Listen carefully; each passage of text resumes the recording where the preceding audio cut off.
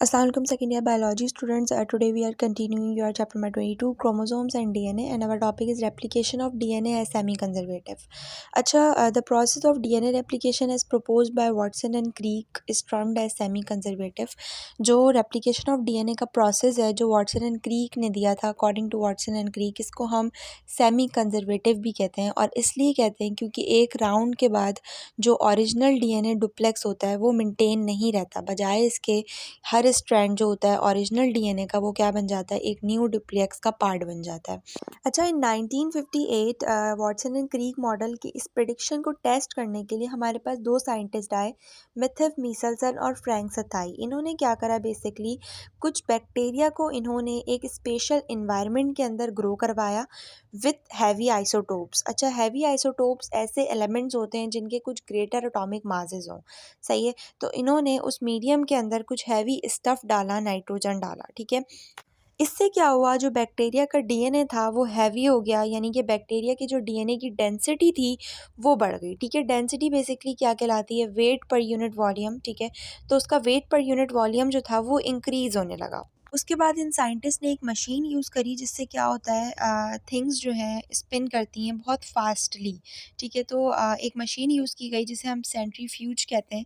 इससे क्या हुआ कि जो हैवी डीएनए थे वो क्या करने लगे, सिंक करने लगे, यानी कि सेटल डाउन होने लगे या मूव होने लगे लोअर पोजीशन पे, ठीक है। ट्यूब के अंदर, कंटेनर के अंदर, जहाँ पे भी उन्होंने उसको ड्रॉप किया होगा बैक्टीरिया को, ठीक है। तो वहाँ पे क्या हुआ कि जो हैवी डीएनए थे वो सिंक करने लगे नॉर्मल डीएनए से, सेपरेट आउट होने लगे, और इस चीज़ पे सेपरेट आउट होने लगे, इस चीज़ पे उनकी सेपरेशन बेस्ड करने लगी कि वो कितने हैवी हैं, ठीक है। इससे हमें ये हेल्प मिली, ये शो हुआ कि बैक्टीरिया की जो डीएनए है वो किस तरह से अपने आप को कॉपी करते हैं एक स्पेसिफिक वे के अंदर। पहले इन्होंने जो हैवी आइसोटोप यूज़ किया था वो नाइट्रोजन 15 था। उसके बाद इन्होंने क्या करा, जब बैक्टीरिया ग्रो हो गया नाइट्रोजन 15 के अंदर, तो फिर इन्होंने उसके सेल्स को कहाँ ट्रांसफ़र कर दिया, to a medium with a lighter nitrogen isotope, जहाँ पे नाइट्रोजन आइसोटोप्स थोड़े लाइट थे ना, N14 के अंदर इन्होंने ट्रांसफ़र करा and harvested the DNA at various intervals. Mean इन्होंने क्या करा, डीएनए को कलेक्ट करा, ठीक है, from the cells at different times during the experiments के डिफरेंट टाइम्स पे इन्होंने सेल्स को वहाँ से कलेक्ट करा, डीएनए सेल्स को कनेक्ट करा, ठीक है। मीजल सताई एक्सपेरिमेंट में जब इन्होंने बैक्टीरिया को मीडियम के अंदर लाइट नाइट्रोजन के अंदर ट्रांसफ़र कर दिया था, तो फिर रिसर्चर्स ने जो है वो बैक्टीरिया के सैंपल्स को कलेक्ट करा था एट डिफरेंट टाइम पॉइंट्स, ठीक है।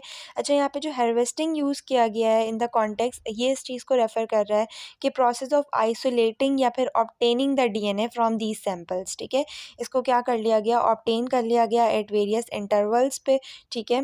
साथ साथ इन्होंने ये चीज़ भी ऑब्जर्व करी कि डीएनए कॉम्पोजिशन जो है वो किस तरह चेंज हो रही है टाइम टू टाइम, ठीक है।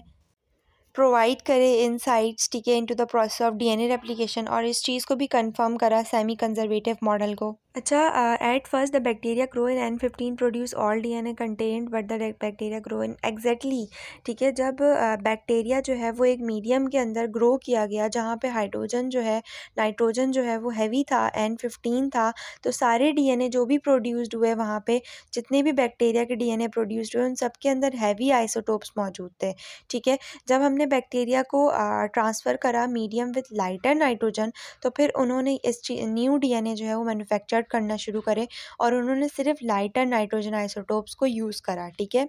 साथ ही साथ after one round of DNA replication this bacteria which transfer from N15 to N14, यानी कि पहले जब बैक्टीरिया हैवी स्टफ़ के अंदर मौजूद था N15 के अंदर, और फिर जब हमने उसको लाइटर स्टफ़ के अंदर चेंज करा N14 के अंदर, तो उसने क्या करा, एक न्यू डीएनए बनाया, ठीक है।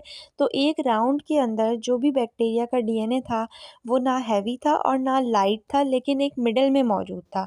इसका मतलब ये था कि जो हर न्यू डीएनए होगा वो किसका मिक्स होगा, एक ओल्ड हैवी वन का और न्यू लाइट वन का, ठीक है। तो ये इससे ये शो होता है कि जो भी डीएनए अपने आप को कॉपी करता है इटसेल्फ, वो क्या करता है, एक ओल्ड वन का एक पार्ट अपने अंदर रहने देता है और एक न्यू पार्ट जो है वो अपने अंदर ऐड करता है। अच्छा, after another round of replication, अब आप ये कह रहे होंगे कि बैक्टीरिया को तो सिर्फ एक ट्यूब के अंदर या एक कंटेनर के अंदर ग्रो करा था स्पेशल एनवायरनमेंट के अंदर, तो ये दोबारा दोबारा रेप्लिकेशन का राउंड क्यों हो रहा है? अच्छा, मीजल्सन और सतल एक्सपेरिमेंट जो है वो दोबारा से ऑब्जर्व कर रहे थे multiple rounds of DNA replication, ताकि इस चीज़ को ट्रैक कर सकें कि डीएनए कॉम्पोजिशन किस तरह जो है वो टाइम टू टाइम चेंज होती रहती है। ठीक है, जो उनका इनिशियल स्विच था वो तो ये था कि हैवी नाइट्रोजन से लाइटर नाइट्रोजन तक जाएँ, ठीक है? ये इनका वन टाइम इवेंट था, ठीक है? ताकि स्टार्टिंग पॉइंट को लेबल कर सकें, ठीक है? अच्छा, अब जो है वो एक और अनदर राउंड है रेप्लिकेशन का, जिसके अंदर हमें डीएनए की 2 चीज़ें देखने को मिली हैं, ठीक है? 2 डेंसिटीज़ देखने को मिली हैं। जो पहली डेंसिटी थी वो किसमें थी? इन द मिडल में थी इन टर्म्स ऑफ वेट, ठीक है? और जो दूसरी थी वो लाइट में थी, ठीक है? यानी कि लाइट वेट था उसका, ठीक है? कोई हैवी स्टफ़ उसके अंदर मौजूद नहीं था, ठीक है? इससे हमें ये शो हो रहा था कि डीएनए जो है वो अभी भी कॉपी कर रहा है। कुछ के अंदर जो है वो मिक्सचर मौजूद है हैवी और लाइट पार्ट्स का, और कुछ के अंदर सिर्फ़ और सिर्फ़ जो है वो लाइट पार्ट्स मौजूद हैं। These results indicate that after one round of replication, each daughter DNA duplex, अच्छा, सर्टेनली वही वाली बात आ गई कि जब एक बैक्टीरिया का डीएनए जो है वो कॉपी होता है, तो उसके जो न्यू डीएनए मॉलिक्यूल बनता है उसके अंदर कौन सा स्ट्रैंड मौजूद है फ्रॉम द ओरिजिनल डीएनए। एक पार्ट जो है वो उसका ओरिजिनल डीएनए से आया है, ठीक है, जिसके अंदर क्या मौजूद है? हैवी स्टफ़ मौजूद है, नाइट्रोजन 15 मौजूद है। बिल्कुल इसी तरह जो न्यू डीएनए होगा उसके अंदर एक पीस ओरिजिनल ही हैवी डीएनए का मौजूद होगा, और अदर पार्ट जो होगा वो किससे मिलके बना होगा? लाइटर स्टफ से मिलके बना होगा, N14 से मिलके बना होगा ड्यूरिंग द रेप्लिकेशन प्रोसेस। अच्छा, when this hybrid duplex replicated, अच्छा, डुप्लेक्स का मतलब होता है कोई भी पेयर या दो चीज़ों का सेट्स, ठीक है? In the context of DNA हम डुप्लेक्स को रेफर करते हैं double standard structure of DNA, ठीक है? जहाँ पे दो स्ट्रैंड जो है वो आपस में कनेक्टेड हों। अब जब हम ये कहते हैं कि हाइब्रिड डुप्लेक्स, तो इसका मतलब ये होता है कि पेयर ऑफ स्ट्रैंड्स जहाँ पे एक स्ट्रैंड जो है वो हैवी डीएनए से आए, ठीक है, N15 से आए, और जो दूसरा आए वो लाइट डीएनए से आए, यानी कि N14 से आए, ठीक है? तो हाइब्रिड डुप्लेक्स क्या है? पेयर ऑफ स्ट्रैंड्स हैं जहाँ पे हैवी और लाइट पार्ट्स दोनों मौजूद हैं, सही है? अब इस एक्सपेरिमेंट के अंदर जब हाइब्रिड डुप्लेक्स जो है वो रेप्लिकेट हुआ था, तो उसने एक न्यू पेयर बनाया था स्ट्रैंड का, ठीक है? अब इस न्यू पेयर ऑफ स्ट्रैंड्स के अंदर एक हैवी था like the original heavy strand, और एक जो था वो लाइट था like the new material with N14, ठीक है? इस प्रोसेस ने भी क्या करा? हैवी पार्ट को हमेशा की तरह रखा और एक न्यू लाइट पार्ट जो है वो ऐड कराया, ठीक है?